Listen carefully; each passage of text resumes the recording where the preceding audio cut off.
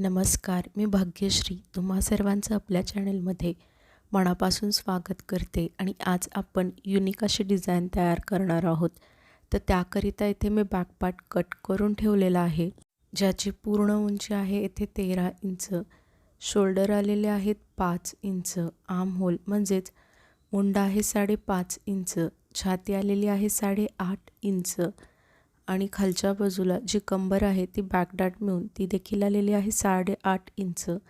आता इथे आपण वरच्या बाजूला आपल्या गळ्याची मार्किंग करूयात.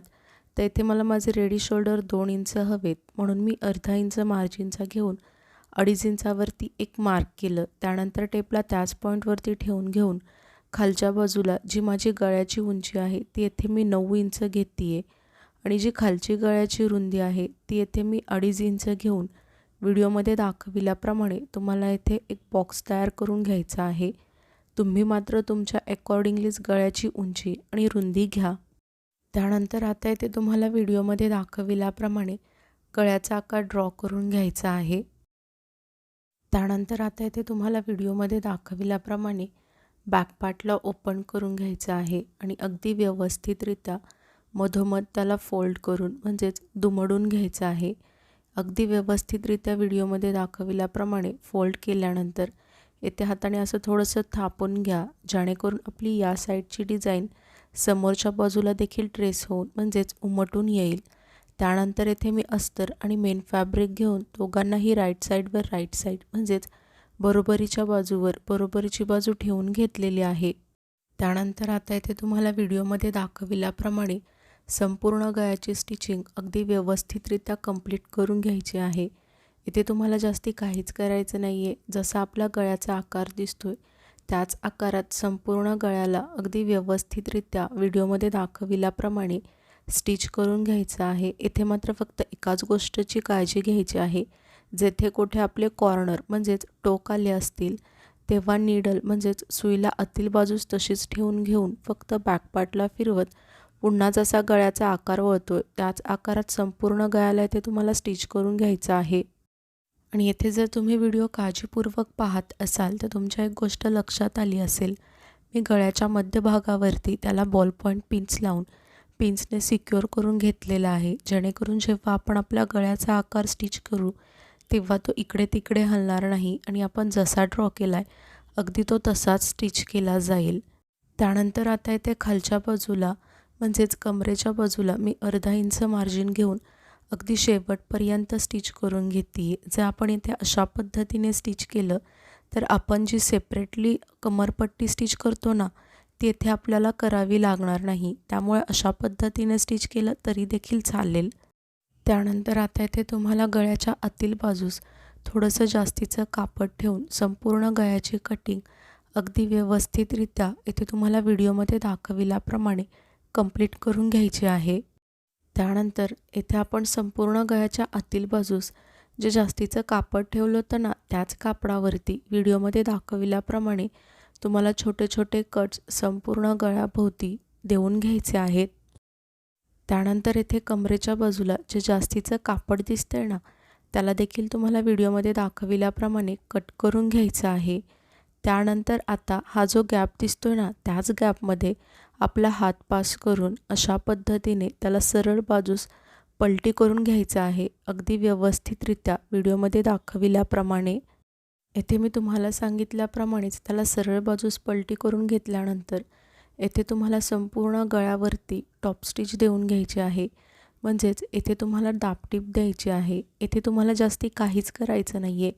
फक्त जसा आपला गळ्याचा आकार वळतोय त्याच आकाराला अगदी व्यवस्थितरित्या व्हिडिओमध्ये दाखविल्याप्रमाणे तुम्हाला इथे स्टिच करून घ्यायचं आहे.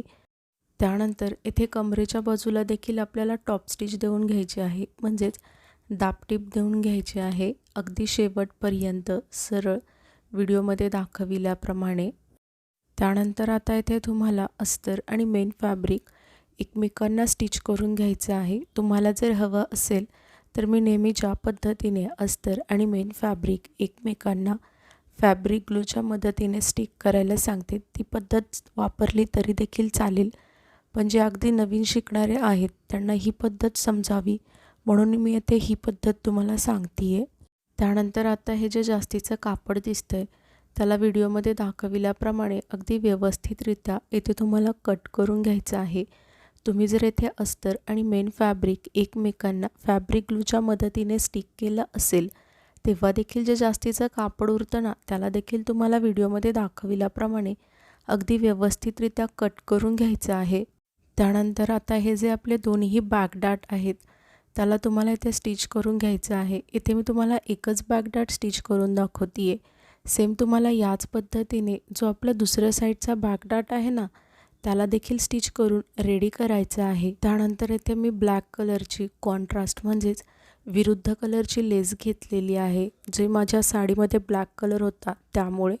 तर तिला आता आपल्या गळ्याच्या कडावरती अगदी व्यवस्थितरित्या ठेवून घेऊन मग जसा आपला गळ्याचा आकार वळतो त्या आकारात स्टिच करून घ्यायचं आहे. फक्त स्टिच करत असताना गळ्याच्या आकारामध्ये जेथे कुठे आपले कॉर्नर आले असतील तेथे लेसला अगदी व्यवस्थितरित्या फोल्ड करून मग पुन्हा स्टिच करून घ्यायचं आहे. आपल्यापैकी खूप जण व्हिडिओज पाहतात परंतु चॅनेलला सबस्क्राईब करत नाहीत. तर प्लीज असं नका करत जाऊ. चॅनेलला देखील सबस्क्राईब करत जावा. का होतं ना मला देखील समजत जाईल की हां मी जे व्हिडिओज बनवते ते तुम्हा सर्वांना आवडत आहेत आणि तुमच्या उपयोगात देखील येत आहेत.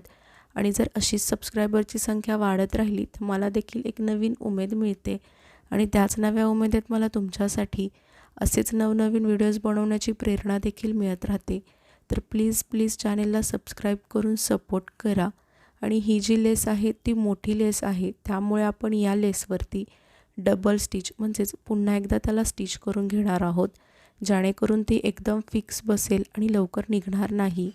त्यानंतर सेम तीच लेस मी इथे घेतलेली आहे आणि तिला इथे व्हिडिओमध्ये दाखविल्याप्रमाणे कमरेच्या साईडला ठेवून घेऊन सरळ व्हिडिओमध्ये दाखविल्याप्रमाणे अगदी शेवटपर्यंत स्टिच करून घ्यायचं आहे.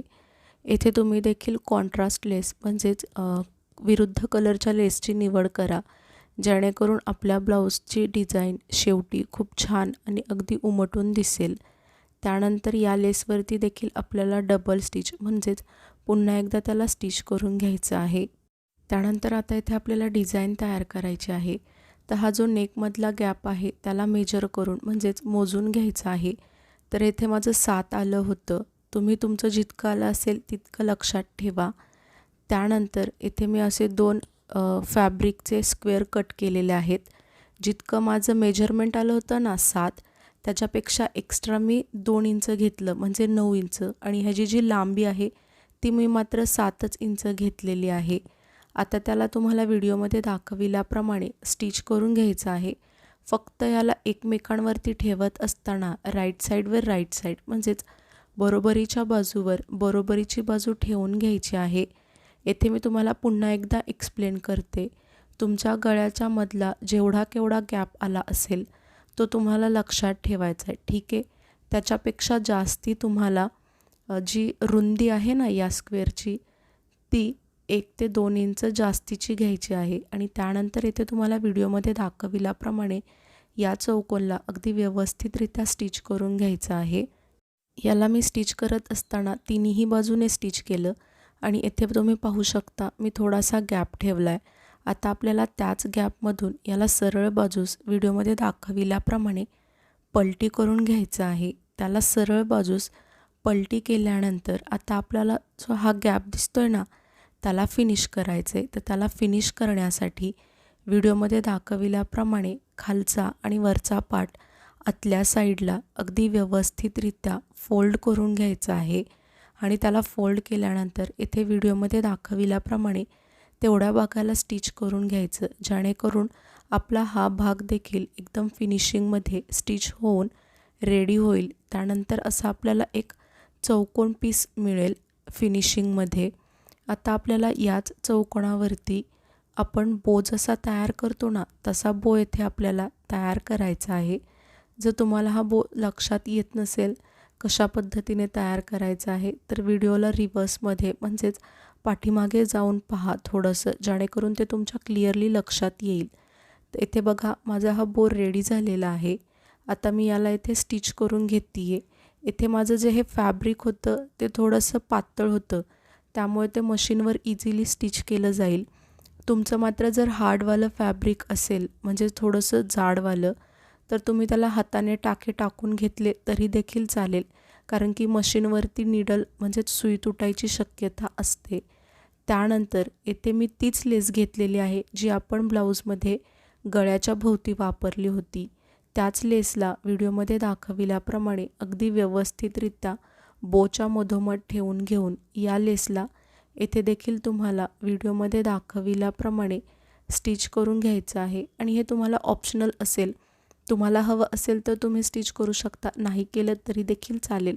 पण काय होतं ना, जर आपण इथे लेसला स्टिच केलं तर तो आपला गळा शेवटी तुम्ही पाहू शकाल खूप छान दिसतोय. आणि त्याला स्टिच केल्यानंतर जी उरलेली खालची लेस दिसते ना, तिला व्हिडिओमध्ये दाखविल्याप्रमाणे कट करून घ्यायचं आहे. त्यानंतर आपला जो पुन्हा बॅक पार्ट आहे त्याला घ्यायचा आहे. आणि इथे तुम्हाला व्हिडिओमध्ये दाखविल्याप्रमाणे या बॅक पार्टच्या खालच्या बाजूला हा बो स्टिच करायचा आहे. तर तो कसा स्टिच करायचा हे मी तुम्हाला सांगते. इथे मी माझं जे 7 आलं होतं त्याच्यापेक्षा एक्स्ट्रा 2 इंच घेतलं होतं, म्हणजेच 9 इंच. ठीक आहे. तर या बाजूला मी 1 इंच मार्जिन एक्स्ट्रा ठेवते आहे आणि पलीकडच्या बाजूला 1 इंच. म्हणजेच कसं स्टिच करण्यासाठी खालच्या बाजूला मी जास्तीचं 1 इंच ठेवते आहे. आणि सेम तुम्हाला याच पद्धतीने दुसऱ्या बाजूला स्टिच करत असताना देखील 1 इंच पलीकडच्या बाजूला स्टिच करून घ्यायचा आहे. म्हणजे आपला जो रेडी बो आहे तो माझा 7 आला होता. मग दोन्ही बाजूला 1 इंच मार्जिन ठेवल्यामुळे तो रेडी मला बो 7 इंचाचा मिळेल. इथे मी 1 इंच मार्जिन घेतली आहे, म्हणजे असं नाही की तुम्हाला देखील तितकीच घ्यायची आहे. त्यापेक्षा कमी किंवा जास्त घेतली तरी देखील चालेल.